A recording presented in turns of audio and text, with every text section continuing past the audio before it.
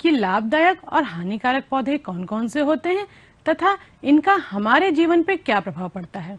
इसके दूसरे भाग में हम जानेंगे कि लाभदायक और हानिकारक जंतु कौन कौन से होते हैं और ये हमें किस प्रकार से प्रभावित करते हैं। तो आइए बच्चों, आज की कक्षा की शुरुआत करते हैं प्राचीन समय से। प्राचीन समय में यानी कि आज से हजारों वर्ष पूर्व जो मानव था वो पूर्ण रूप से पौधे और जंतुओं पर ही निर्भर रहता था। प्राचीन समय में जब मनुष्य पूरी तरीके से कहाँ रहता था बच्चों? प्राकृतिक वातावरण में। और उसका भोजन जो भोजन था वो पूर्ण रूप से जंगली जंतुओं पर ही निर्भर था। वह जंगली जंतुओं के ही कच्चे मांस को अपने भोजन के रूप में ग्रहण करता था। साथ ही साथ पेड़ पौधों से मिलने वाले कुछ जंगली फलों को भी वह भोजन के रूप में खाता था। अब ये तो बात हुई बच्चों भोजन की और किस वातावरण में वो रहता था। अब अगली क्या जिसकी जरूरत थी? वो थी वस्त्र की।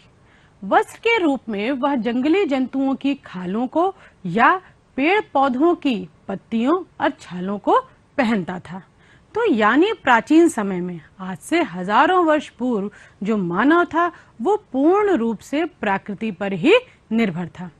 धीरे धीरे जैसे जैसे सभ्यता का विकास होता गया, मानव ने पशुपालन के और खेती के तरीकों को सीखा। जैसा कि आप चित्र में भी देख रहे होंगे कि मानव किस प्रकार से आगे आगे प्रगति करता गया। पहले वो जंतुओं को सिर्फ मांस के लिए या भोजन के रूप में ही प्रयोग करता था। धीरे धीरे उसने जंतुओं का प्रयोग अन्य कई चीजों में करना शुरू कर दिया। जैसे खेती में भी वो सहायता जंतुओं की लेने लगा था। कुत्तों की सहायता वो अपने शिकार करने में करने लगा था। साथ ही साथ उसने कई जंतुओं का उपयोग सवारी के रूप में भी किया। तो बच्चों ये तो बात थी प्राचीन समय की। आइए आज के युग में देखते हैं कि पेड़ पौधे और जंतु हमारे लिए किस प्रकार से उपयोगी हैं। बच्चों आज के युग में भी हम मानव जीवन में जंतुओं और पौधों की उपयोगिता उतनी ही है जितनी कि प्राचीन समय में थी, या हम कह सकते हैं कि उससे कहीं अधिक है। क्योंकि आज जब विज्ञान ने इतनी प्रगति कर ली है तो हम पौधों और जंतुओं के उपयोगों को और भी अधिक बढ़ा चुके हैं। आज पौधे मानव जीवन के अभिन्न अंग बन चुके हैं। वे हमारे जीवन में प्रत्यक्ष या अप्रत्यक्ष रूप से प्रभावित करते रहते हैं। पौधों के बिना तो हमारे जीवन की कल्पना की ही नहीं जा सकती है, क्योंकि बच्चों आप तो जानते ही हैं कि पौधों से ही हमें ऑक्सीजन मिलती है। जी हाँ बच्चों, जो हम श्वसन की क्रिया में जो वायु अपने शरीर में अंदर लेते हैं उसमें जो ऑक्सीजन होती है वो हमें कहाँ से मिलती है? पौधों से। तो पौधों के बिना तो हमारे जीवन की कल्पना की ही नहीं जा सकती है। साथ ही साथ जो भोजन हम करते हैं वो भी मुख्य रूप से हमें पौधों से ही प्राप्त होता है। इसके साथ ही पौधे हमारे वातावरण को शुद्ध बनाने में अहम भूमिका निभाते हैं। अनेक जीव जंतु भी हमारे जीवन में प्रयोग होने वाली जो दैनिक वस्तुएं होती हैं वो हमें किनसे मिलती हैं? विभिन्न प्रकार के जंतुओं से। तो आप देख सकते हैं कि मानव जीवन पे पौधे और जंतुओं के प्रभाव के आधार पर हम इनको दो भागों में बांट सकते हैं। पहला है हानिकारक पौधे एवं हानिकारक जंतु और दूसरा लाभदायक पौधे और लाभदायक जंतु। तो अब बात करते हैं बच्चों पौधों की उपयोगिता की, कि पौधे हमारे जीवन में कितने उपयोगी हैं। जैसा कि हमने बताया था कि इस पाठ को हम दो भागों में पूरा करेंगे और आज के भाग में हम पौधों की उपयोगिता को जानेंगे और अगले भाग में हम जंतुओं की उपयोगिता को जानेंगे। जैसा कि आपको इस चित्र में दिखाया जा रहा है कि पौधों से हमें विभिन्न प्रकार की वस्तुएं प्राप्त होती हैं। भोजन भी प्राप्त होता है, विभिन्न प्रकार की लकड़ियां भी प्राप्त होती है जिनसे हम विभिन्न प्रकार की वस्तुएं बनाते हैं और उनका उपयोग हम अपने दैनिक जीवन में करते हैं। बच्चों जरा सोचिए, एक शाकाहारी व्यक्ति जिसका भोजन पेड़ पौधों से प्राप्त होता है उसके लिए तो पौधे बहुत उपयोगी होते हैं। अगर पौधे नहीं होंगे तो उसे भोजन नहीं प्राप्त होगा। पर क्या मांसाहारी व्यक्ति या मांसाहारी जीव जंतु के लिए भी पौधे उतने ही उपयोगी होते हैं? जरा सोचिए। चलिए आपके इस प्रश्न का उत्तर हम एक उदाहरण के द्वारा ढूंढते हैं। मान लीजिए कि एक जंगल में सारे पेड़ पौधों को हमने काट दिया। अब वहां रहने वाले मांसाहारी जीव जैसे शेर, लोमड़ी, इनके जीवन पे क्या किसी प्रकार का कोई प्रभाव पड़ेगा? क्योंकि ये अपने भोजन के रूप में किसे ग्रहण करते हैं? भेड़, बकरी, गाय, हिरन, जो कि शाकाहारी होते हैं। और वो अपने भोजन के लिए किस पर निर्भर होते हैं? पौधों पर। अब जब पौधे ही नहीं रहेंगे, पेड़ ही नहीं रहेंगे जंगल में, तो क्या ये जो हिरन है, गाय, भेड़, बकरी, क्या ये जीवित रहेंगे? जी नहीं बच्चों। और जब ये जीवित नहीं रहेंगे, जो शाकाहारी जीव हैं वो जीवित नहीं रहेंगे, तो जो मांसाहारी जीव हैं जैसे शेर, वो अपने भोजन में किसे ग्रहण करेंगे? तो यानी बच्चों, जीव चाहे शाकाहारी हो या मांसाहारी, सभी के लिए के जीवन में पौधों की उपयोगिता उतनी ही है। तो सबसे पहले हम पौधों की उपयोगिता को लेकर के उनको हम कई भागों में बांट सकते हैं। जैसे कुछ ऐसे पौधे होते हैं जिनसे हमें खाद्य वस्तुएं मिलती हैं, यानी कि भोजन मिलते हैं। कुछ ऐसे पौधों का समूह होता है जिनसे हमें रेशे प्राप्त होते हैं, और उन रेशों से हम क्या बनाते हैं? वस्त्र। कुछ पौधे हमें औषधि देते हैं, तो यानी कि कुछ ऐसे पौधों का समूह होता है जिनमें औषधि गुण होते हैं। तो आइए इन्हीं पौधों के, इनके समूहों के आधार पे हम एक एक करके विस्तार पूर्वक से जानते हैं। सबसे पहले हम जानते हैं ऐसे पौधों के बारे में जिनसे हमें भोजन मिलता है।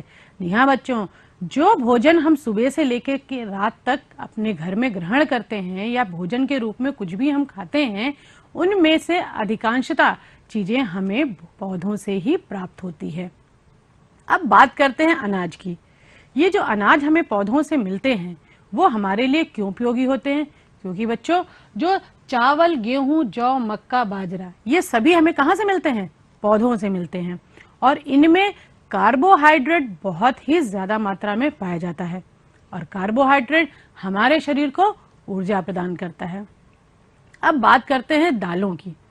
बच्चों, जो मांसाहारी व्यक्ति होते हैं उनको प्रोटीन की जो आवश्यकता होती है वो मांस के द्वारा पूर्ण हो जाती है, परंतु जो शाकाहारी व्यक्ति होते हैं उनके लिए, उनके शरीर में जो प्रोटीन की आवश्यकता होती है वो पूरी होती है दालों के द्वारा। जी बच्चों, जो दाल हम अपने भोजन में ग्रहण करते हैं, चाहे वो अरहर हो, मूंग हो, उड़द हो, कोई सी भी दाल, सभी जो है प्रोटीन के अच्छे स्रोत माने जाते हैं। और प्रोटीन हमारे शरीर की वृद्धि के लिए बहुत ही आवश्यक है। शायद बच्चों इसीलिए प्रोटीन को हम शरीर वर्धक भोजन कहते हैं। अब आगे बढ़ते हैं और बात करते हैं तेलों की। जी हाँ बच्चों, तेल। अब ये तेल हमें कहाँ से प्राप्त होता है? जी, तेल का नाम सुनते ही सरसों के पीले पीले खेत याद आ जाते हैं। सरसों के पीले लहलहाते खेत। जी हाँ बच्चों, हमारे और आपके घरों में प्रयोग होने वाले तेलों में मुख्यतः सरसों का तेल प्रयोग किया जाता है। पर क्या आपको मालूम है, कई और ऐसे पौधे होते हैं जिनके द्वारा तेल निकाला जाता है, जैसे सरसों, अलसी, सोयाबीन, नारियल आदि। इन सभी से तेल मुख्य रूप से प्राप्त किया जाता है, और जिसका प्रयोग हम विभिन्न प्रकार के भोजन बनाने में करते हैं। बादाम से भी तेल निकाला जाता है। जी हाँ बच्चों, जो बादाम हम खाते हैं वो हमारे शरीर के लिए तो बहुत लाभदायी होता ही है, पर साथ ही साथ इसका जो तेल होता है वो भी बहुत ही गुणकारी होता है। इसके तेल का प्रयोग हम अपने त्वचा में मालिश के रूप में करते हैं या बालों में भी लगाते हैं। धान की भूसी से भी तेल प्राप्त किया जाता है। जी हाँ बच्चों, जिस धान से हम चावल निकालते हैं उसके बाद जो भूसी रह जाती है उससे भी तेल प्राप्त किया जाता है। अब बात करते हैं मसालों की, क्योंकि भारतीय व्यंजन जो होता है वो मसालों के बिना तो अधूरा ही है। मसालों का उपयोग भोजन को स्वादिष्ट और सुगंधित बनाने में किया जाता है। जी हाँ बच्चों, जो भोजन में हमारे स्वाद और सुगंध आता है वो मसालों के द्वारा ही आता है। और मसाले सिर्फ हमारे भोजन के सौंदर्य को ही नहीं बढ़ाते या सुगंध को ही नहीं बढ़ाते हैं, ये भोजन को संरक्षित करने में भी सहायक होते हैं। संरक्षित यानी कि भोजन को बहुत लंबे समय तक आराम से रखा जा सकता है।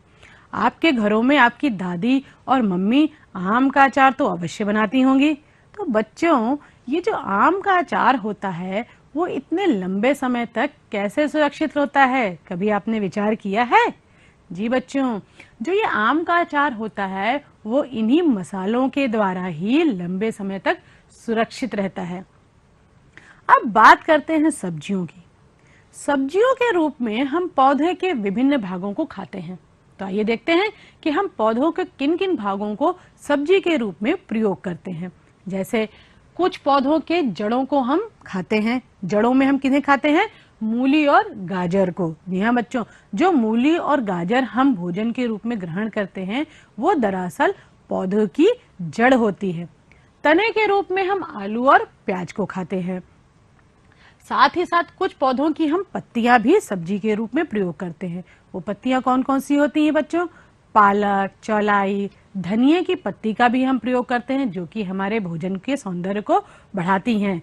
लेकिन बच्चों, धनिया की पत्ती सिर्फ हमारे भोजन को सौंदर्यीकरण ही नहीं देती हैं, वो साथ ही साथ हमारे भोजन के लाभ को और बढ़ाती हैं, क्योंकि धनिया की पत्ती बहुत ही सुपाच्य होती है। अब बात करते हैं फूल की। गोभी का फूल तो सबने देखा होगा और खाया भी होगा। तो बच्चों, जो गोभी का फूल होता है जिसे हम सब्जी के रूप में प्रयोग करते हैं, वो पौधे का फूल होता है।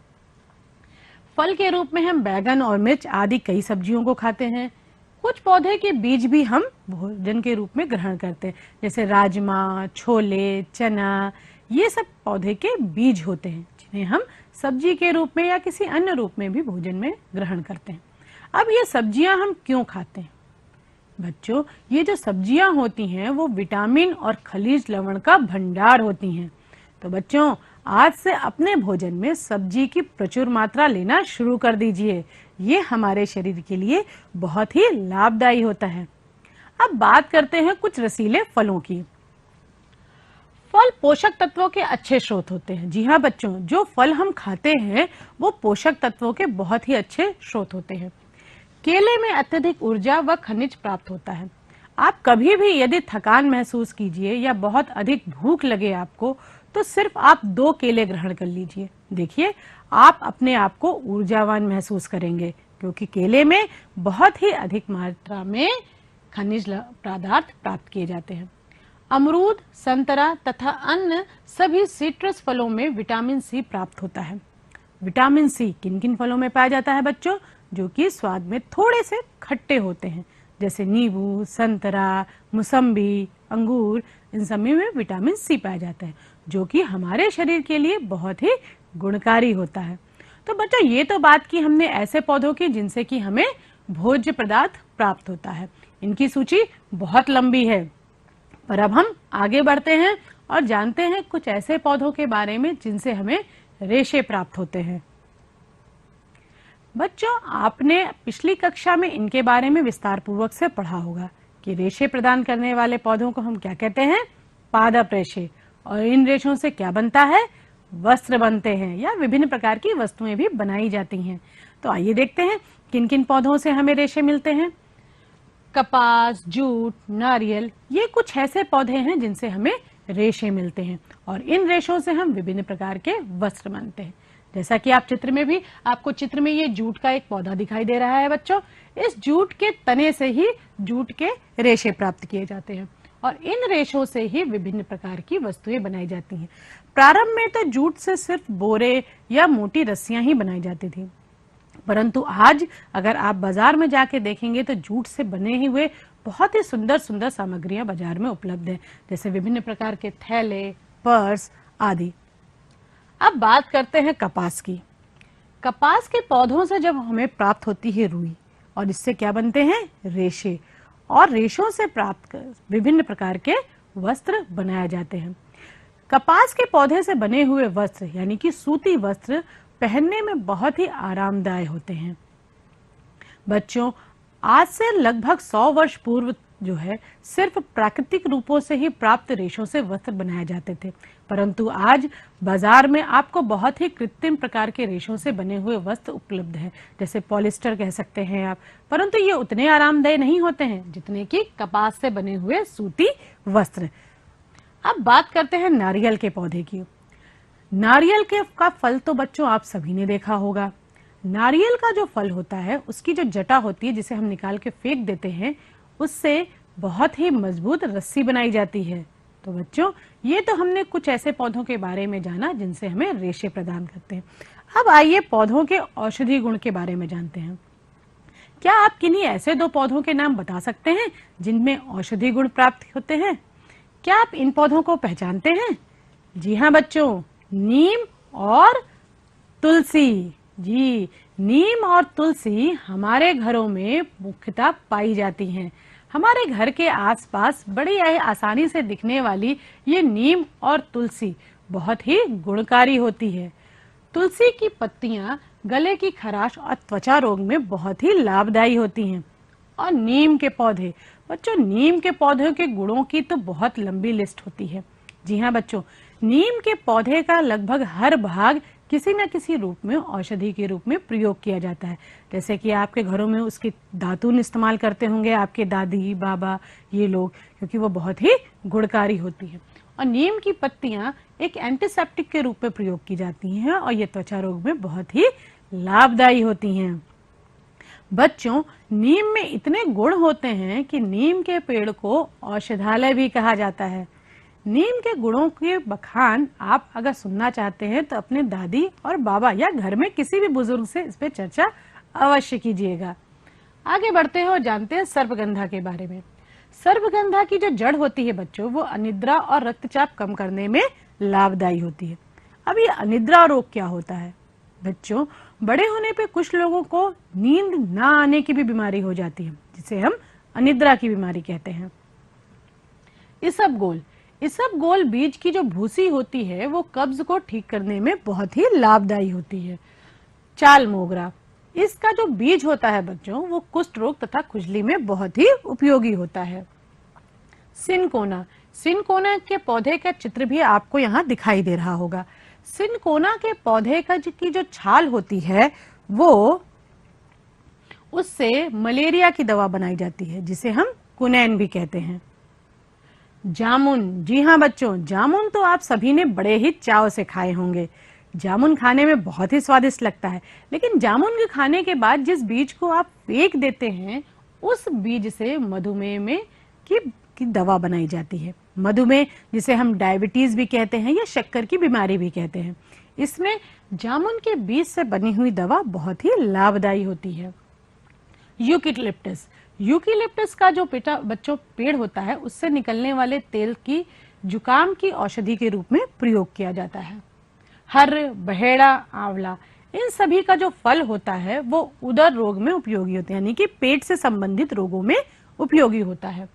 मुलेठी की जो जड़ होती है बच्चों, वो गले की खराबी, खांसी और ज्वर में उपयोगी होती है। तो यहाँ तो बच्चों हमने कुछ ऐसे पौधों की बात की जिनसे हमें विभिन्न प्रकार की औषधि मिलती है। इनके अलावा भी बहुत से ऐसे पौधे हैं, जैसे कि एलोवेरा, गिलोय, इन सब में भी बहुत ही अच्छी औषधि गुण पाए जाते हैं। आपके घर की जो रसोई होती हैं, उनमें प्रयोग किए जाने वाले मसालों में भी भरपूर मात्रा में औषधि गुण पाए जाते हैं। इस पर आप अपने घर के बड़ों के साथ चर्चा अवश्य कीजिएगा। अब आगे बढ़ते हैं और जानते हैं कि पौधों के और क्या क्या उपयोग होते हैं। सभी वृक्षों से प्राप्त लकड़ियों के सूखने के उपरांत उन्हें ईंधन के रूप में भी प्रयोग किया जाता है। जी हाँ बच्चों, आपने देखा होगा कि चूल्हे में कई बार हम उपलों का प्रयोग करते हैं और कई बार पेड़ों की सूखी लकड़ियों का भी प्रयोग करते हैं, यानी कि ईंधन के रूप में भी लकड़ियों का प्रयोग होता है। और ये लकड़ियां हमें कहाँ से प्राप्त होती हैं? वृक्षों से। विभिन्न प्रकार के वृक्षों से बहुत सी वस्तुएं बनाई जाती हैं, जैसे मेज, कुर्सी, अलमारी, दरवाजे, जो आपके घर में भी प्रयोग की जाती होंगी। ये कुछ खास किस्म के पौधों से प्राप्त की जाती हैं, जैसे साखू, सागौन, शीशम। इन वृक्षों से प्राप्त होने वाली लकड़ियों को हम इमारती लकड़ियां भी कहते हैं। कई जगह पे आम के पौधे के भी लकड़ियों का भी प्रयोग विभिन्न प्रकार की वस्तुओं को बनाने में हम करते हैं। पॉपुलर के वृक्ष, जैसा कि आप चित्र में भी पॉपुलर के वृक्ष को देख पा रहे हैं, ये बिल्कुल सीधा लंबा होता है। इस वृक्ष से प्राप्त होने वाली लकड़ियों का प्रयोग हम दिए सिलाई बनाने में भी करते हैं और प्राकृतिक रूप से बनने वाले कागज में भी इसका प्रयोग होता है। अब बात करते हैं कुछ साज सज्जा की। बच्चों, आप विभिन्न प्रकार के समारोह में जाते होंगे, जैसे विवाह समारोह या किसी अन्य पूजा पंडाल में अगर आप जाते होंगे तो आप वहां की जो साज सज्जा है देखते होंगे, तो उसमें विभिन्न प्रकार के फूलों और पौधों की पत्तियों का प्रयोग किया जाता है। जी हाँ बच्चों, यानी कि पौधों से प्राप्त होने वाली फूल और पत्तियों का प्रयोग साज सज्जा के रूप में भी होता है। इन पौधों में कुछ नाम यहाँ हम आपको बताते हैं। चमेली, माधवी लता, चंपा, मोरपंखी, ताड़ और अशोक। इनके अलावा और भी अन्य बहुत से फूल और पत्तियां होती हैं जिनका प्रयोग हम साज सज्जा के रूप में करते हैं। तो आप भी अब अगर किसी अन्य विवाह समारोह में जाते हैं या किसी भी समारोह में जाइए तो वहां की साज सज्जा को ध्यान पूर्वक देखिएगा और पता लगाने का प्रयास कीजिएगा कि इस सजावट में किन किन पौधों के फूलों और पत्तियों का प्रयोग हुआ है। इसके अलावा बच्चों, पेड़ से ही हमें रबड़ प्राप्त होता है। जी हाँ, जो प्राकृतिक रूप में रबड़ पाई जाती है वो पौधों से प्राप्त होती है। रबड़ के पेड़ से रबड़ शीर यानी कि पौधे का जो रस होता है उससे प्राकृतिक रूप में रबड़ बनाई जाती है, जिससे विभिन्न प्रकार की वस्तुएं बनाई जाती हैं। तो ये तो बच्चों बात हुई पौधों की उपयोगिता की बात हुई कि पौधे किस प्रकार से हमारे जीवन को प्रभावित करते हैं। पर बच्चों, कुछ ऐसे भी पौधे हैं जिनसे हमें हानि भी पहुंचती है। तो आइए जानते हैं कि और कौन कौन से ऐसे पौधे हैं जिनसे कि हमें हानि पहुंचती है। पर उससे पहले बच्चों, एक चीज तो रही गई और वो है हाउस बोट। जी हाँ बच्चों, जैसा कि आप चित्र में देख रहे होंगे, यहाँ आपको एक हाउस बोट दिखाई दे रहा है, यानी कि नाव पे बनने वाले मकान, जो कि जम्मू कश्मीर में बहुतायत से पाए जाते हैं। वहां की झीलों में हाउस बोट बनाए जाते हैं जो कि लकड़ियों से ही बनते हैं। ये देखने में बहुत ही सुंदर होते हैं। तो आइए बच्चों आगे चलते हैं और पौधों से होने वाली हानियों को भी जानते हैं। सबसे पहले हम कुछ ऐसे पौधों के नाम जानते हैं जिनसे छूने से या जिनके संपर्क में आने पर हमारे शरीर में खुजली या जलन होने लगती है। उन पौधों में सबसे पहले हम देखते हैं गाजर घास, जो कि खेतों में या किसी भी खुले मैदान में बड़ी आसानी से देखी जा सकती है। बच्चों, ये जो गाजर घास होती है वो 1 वर्षीय शाकीय पौधा होता है, यानी कि हर साल आराम से आसानी से निकलने वाले पौधे होते हैं। 1 से 1.5 मीटर तक लंबी गाजर घास के पौधे का तना रोएदार, अत्यधिक शाखा युक्त होता है। गाजर घास को छू जाने पर त्वचा में खुजली उत्पन्न हो जाती है। जी हाँ बच्चों, इसको छूने से हमारे शरीर में खुजलाहट होने लगती है, इसीलिए ये हमारे लिए हानिकारक है। ये जंतुओं के शरीर में भी छू जाने पर उन्हें भी परेशान करती है। अब बात करते हैं केवाच के रोए की। बच्चों, जो केवाच होती है वो 2 प्रकार से पाई जाती है। एक जंगली केवाच होती है और दूसरी केवाच की फली, जिसे हम सब्जी के रूप में भी प्रयोग करते हैं। जैसा कि आप चित्र में देख पा रहे हो, केवाच का जो रोया होता है बच्चों, वो इस प्रकार से भूरे रंग का दिखाई देता है, जिसको छू जाने पर त्वचा में खुजली उत्पन्न होती है। तो यानी इससे सावधान रहने की आवश्यकता है। अब बात करते हैं पपीते की। बच्चों, पपीता जो होता है वो बहुत ही लाभदायी फल होता है, इसमें बहुत ही गुण होते हैं। परंतु जो कच्चे पपीते का जो रस होता है, जैसा कि आपको चित्र में भी दिखाई दे रहा होगा, ये इसके रस जो सफेद दूध जैसा दिखता है, ये कुछ लोगों के शरीर में जलन या एलर्जी उत्पन्न करता है। और साथ ही साथ जो कच्चा पपीता होता है वो गर्भवती महिला के लिए भी हानिकारक होता है। अब बात करते हैं काजू की। काजू खाने में तो बहुत ही स्वादिष्ट होता है और बहुत ही पौष्टिक भी होता है। परंतु बच्चों, जो कच्चा काजू होता है, इसका जो आवरण होता है वो हानिकारक होता है। इसको छूने से खुजली होने लगती है और साथ ही साथ जो कच्चा काजू, जैसा कि आपको चित्र में भी दिख रहा होगा, ये जो कच्चा काजू होता है इसे सीधे नहीं खाना चाहिए। इसीलिए जो बाजार में जो काजू आपको मिलता है वो बिना प्रोसेस किए नहीं बेचा जाता है। तो बच्चों, कभी भी कच्चा काजू खाने से बचिएगा। तो ये कुछ ऐसे पौधे बच्चों हमने जाना जिनसे कि खुजलाहट उत्पन्न होती है। अब कुछ ऐसे भी पौधे होते हैं बच्चों जो कि जहरीले होते हैं। बच्चों, जहरीले का अर्थ ये नहीं है कि इनको छू लेने से या खा लेने से किसी की मृत्यु हो जाती है। जहरीले का अर्थ यहाँ सिर्फ इतना है कि कुछ पौधे ऐसे होते हैं जिनके छूने से जलन या किसी प्रकार की हमें हानि पहुंचती है। पुराने समय में जब लोग शिकार किया करते थे तो किसका प्रयोग करते थे बच्चों? धनुष बाण का। जी हाँ, आपने भी धनुष बाण का खेल खेला होगा, लेकिन वो आपके मनोरंजन के लिए होता है।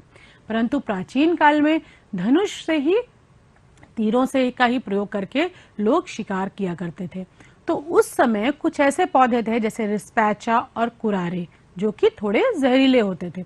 तो इन पौधों के रस को वो अपने तीरों में लगा लेते थे और जिससे उनको शिकार करने में आसानी होती थी। अब बात करते हैं पीली कनेर और मदार की पतंग। बच्चों, ये जो पीली कनेर होती है जो कि हमारे आसपास आसानी से देखी जाती है, और मदार का पौधा, ये दोनों ही हमारे आसपास आसानी से पाए जाते हैं, परंतु बच्चों ये दोनों ही हमारे लिए हानिकारक होती हैं। पीली कनेर की जो पत्तियां होती हैं वो थोड़ी सी जहरीली या कड़वी कह सकते हैं होती हैं, और शायद इसीलिए बच्चों आपने देखा होगा कि पीली कनेर को कोई भी जीव जंतु नहीं खाते हैं। पीली कनेर का फूल तो देखने में बहुत सुंदर लगता है, लेकिन इसकी जो पत्तियां होती हैं वो हानिकारक होती हैं। अब बात करते हैं मदार के पौधों की। मदार के पौधों को अगर आपने तोड़ा होगा तो देखा होगा इसमें से सफेद रंग का द्रव्य निकलता है, जिसे हम मदार के पौधे का दूध भी कहते हैं। पर ये अगर हमारी त्वचा पर लग जाता है या हमारी आंखों में पड़ जाता है तो ये हमें हानि पहुंचाता है, और इससे जलन भी उत्पन्न होती है। तो बच्चों इन पौधों से थोड़ी सी सावधानी रखिए। अब बात करते हैं कुछ मादक पदार्थ की। बच्चों, आप तो ये सभी जानते हैं कि जो मादक पदार्थ होते हैं वो हमारे स्वास्थ्य के लिए हानिकारक होते हैं, क्योंकि इससे विभिन्न प्रकार के रोग उत्पन्न होते हैं। परंतु बच्चों, क्या आप जानते हैं ये मादक पदार्थ भी विभिन्न प्रकार के हमें पौधों से ही प्राप्त होते हैं। भांग और पोस्ता तथा कोको, इन पौधों से विभिन्न प्रकार के मादक पदार्थ प्राप्त किए जाते हैं। भांग, इसके विभिन्न भागों से गांजा, चरस, भांग, इस तरह के मादक पदार्थ बनाए जाते हैं जो कि हमारे स्वास्थ्य के लिए हानिकारक होते हैं।